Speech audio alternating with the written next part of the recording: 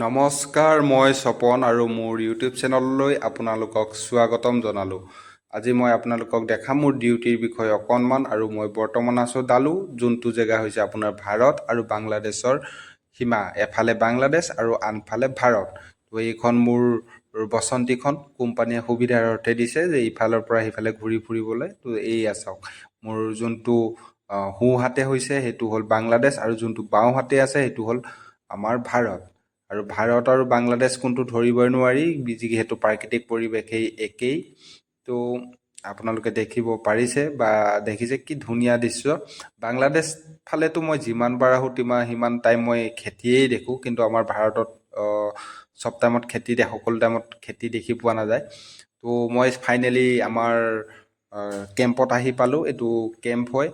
তো ইয়াতে মানে আমাৰ বৰ্ডাৰ ৰোড বনাই আছে আমাৰ কোম্পানীটোৱে। তো এই কেম্পতে গাড়ীখন দেখিছে নহয়, এই গাড়ীখনৰ মানে প্ৰব্লেম আছে যে আপত গাড়ীখন পিক আপ এৰি দিয়ে, বা মানে কিবা বস্তু লোড দিয়াৰ পিছত পাহাৰত এই গাড়ীখন চলিব নোৱাৰে, বা মানে অট'মেটিক মানে গাড়ীখনটো স্পীডটো কম হৈ যায় বা গাড়ীখনৰ শক্তিটো নোহোৱা হৈ যায়। তো মই যোৱাকালি এবাৰ আহি চাই গৈছিলোঁ যে ইয়াৰ চাইলেঞ্চাৰডাল লিকেজ আছে।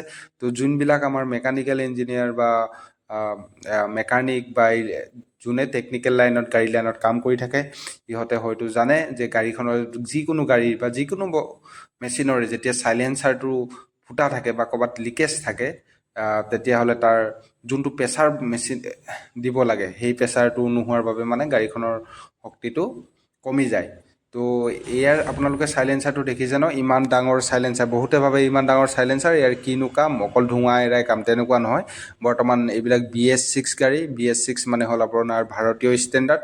এতিয়া 6 ষ্টেণ্ডাৰ্ডত এইবিলাক গাড়ী চলি আছে। যেনেকৈ কম্পিউটাৰত আপোনাৰ জেনেৰেশ্যন থাকে, ফাৰ্ষ্ট জেনেৰেশ্যন, ছেকেণ্ড জেনেৰেশ্যন। তো এই গাড়ীবিলাকতো তেনেকুৱা ছিষ্টেমতেই এইবিলাক আপোনাৰ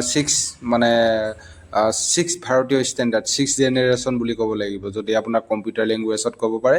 এইটো 6 ষ্টেণ্ডাৰ্ডত চলি আছে। তো এইবিলাক মানে টেকন'লজি। ইয়াতে আপোনাৰ চাইলেঞ্চাৰডাল দেখিছে নহয়, তাত 4টা চেম্বাৰ আছে। এই প্ৰথমৰ চেম্বাৰটো হ'ল hydrogen CO production chamber, thermal management কৰে। আৰু ফাৰ্ষ্ট ষ্ট'ৰ মানে আপোনাৰ প্ৰথমতে নক্সটো মানে কণ্ট্ৰল কৰে, আৰু এমনিয়া প্ৰডাকশ্যন কৰে। আৰু ছেকেণ্ড চেম্বাৰ, তাৰ ওপৰৰ যোনটো চেম্বাৰ আছে সেইটো PM কণ্ট্ৰল। আৰু লাষ্টৰ যোনটো চেম্বাৰ আছে আকৌ এবাৰ মানে নক্সটো কণ্ট্ৰল কৰে, মানে দুবাৰ নক্স কণ্ট্ৰল কৰে। আৰু NO3 ষ্ট'ৰেজ, এইটো কি বুলি কয়, এণ্ড ইউজেছ, মানে এইটো আপোনাৰ যোনটো নক্স থাকে সেইটো ক্লিন কৰি কেনে মানে চাইলেঞ্চাৰডাল দি যোনটো ক্লিন হয়, ক্লিন এয়াৰটো মানে আমাৰ প্ৰকৃতিত এৰি দিয়ে। মানে যোনটো নক্স প্ৰডিউচ হয় সেই নক্সটো এই চাইলেঞ্চাৰডালৰ ভিতৰতেই মানে চাফা কৰি দিয়ে। আৰু ইয়াত DEF বা আপোনাৰ ব্লু অইল বুলি কয়, বা ইউৰিয়া বুলিও কয়। ব্লু অইল মানে যিহেতু এই DEF মানে এটা অইল টাইপৰ বস্তু, এইটো মানে সুমিওৱা হয়। সেইটোৱেদি স্পিয়াৰ কৰাৰ পিছত মানে আপোনাৰ যোনটো নক্স থাকে সেইটো চাফা কৰে। তো যিয়েই নহওক, এইটোক মানে আমাৰ ড্ৰাইভাৰৰ ভাষাত ক'বলৈ গ'লে এইটো ব্লু অইল, কাৰণ তাৰ কালাৰটো নীলা, সেইটো কাৰণে কয় ব্লু অইল। এইটো দেখিছেনে মৌচাকৰ গতে এইবিলাক চেম্বাৰবিলাক। আৰু এইবিলাক মানে যদি বেয়া হয়, এটাতে আপোনাৰ এটা চেম্বাৰত 25,000, 27,000 বা 35,000 পৰ্যন্ত হ'ব পাৰে। আৰু গোটেই চেম্বাৰটো যদি বেয়া আৰু গোটেই চাইলেঞ্চাৰডাল যদি বেয়া হয়, তো এখন গাড়ীত কমচে কম 3 পৰা 3.5 লাখ টকা এই অকল চাইলেঞ্চাৰডালতেই লাগে।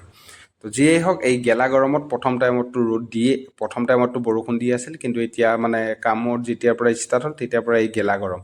এইবিলাক দেখিছে নহয়, ভাগকৈ আছে। তো ইয়াত চাব পাৰে আপোনালোকে এই নিমখ টাইপৰ এইবিলাকেই হ'ল ব্লু অইলবিলাক। যেতিয়া জাম হৈ যায় তেতিয়া তেনেকুৱা হৈ যায়।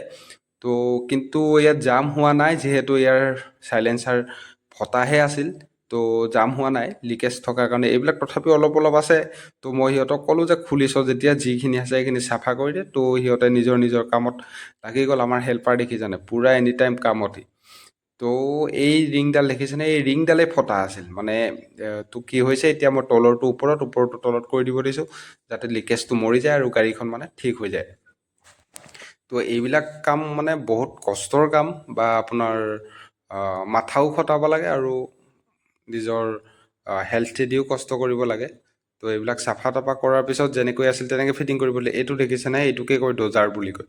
বা ইয়াৰ দ্বাৰাই মানে যোনটো DEF বা ব্লু অইলটো স্পেয়াৰ কৰা হয়, এইটোকে কয় ডজাৰ। তো ইয়াততো আৰু বহুত বস্তু আছে, ECM ইলেক্ট্ৰনিকৰ বহুত বস্তু আছে, মানে আপোনাৰ বহুত কানেকশ্যন আছে। তো মই পিছত দেখাম, কোনোবা আপোনাৰ মেকানিকেল লাইনৰ বা কোনোবাই যদি কাম কৰি আছে এই এছিয়াৰ চিষ্টেমত, তো মোক যদি সোধে বা মোৰ লগত কণ্টেক্ট কৰিব পাৰিলে মই মোৰ যিখিনি আইডিয়া আছে সিহঁতক মই ক'ম, বা সুবিধা যদি মানে যিখিনি জানো আৰু যদি কোনোবাই বিচাৰে তো মই অলপ সৰু সুৰা অলপ আইডিয়া আছে তো মই ক'ব পাৰিম। তো এই মই যেনেকৈ আছিল তেনেকৈ ফিটিং কৰা হৈছে, বেলেগতো একো বিশেষ নাই যিহেতু লিকেজটো ধৰা পৰিছে। কিন্তু এইটো যদি মানে আপোনাৰ বহুত এটা মানে টেকনিকেলৰ বস্তু, বা আপুনি এইটো খোলাৰ আগত ছফ্টৱেৰ দি এইটো আপুনি ডিছকানেক্ট কৰিব লাগিব, তাৰপিছতহে খুলিব পাৰি। এইটো মই ছফ্টৱেৰটো লগালোঁ, ছফ্টৱেৰটো লগোৱাৰ পিছত মানে যিবিলাক আছিল এইবিলাক ৰিছেট কৰি দিলোঁ। মোৰ ছিকিউৰিটি ৰিজনৰ কাৰণে মই আপোনালোকক ছফ্টৱেৰৰ গোটেইবিলাক বস্তু দেখাব নোৱাৰিম।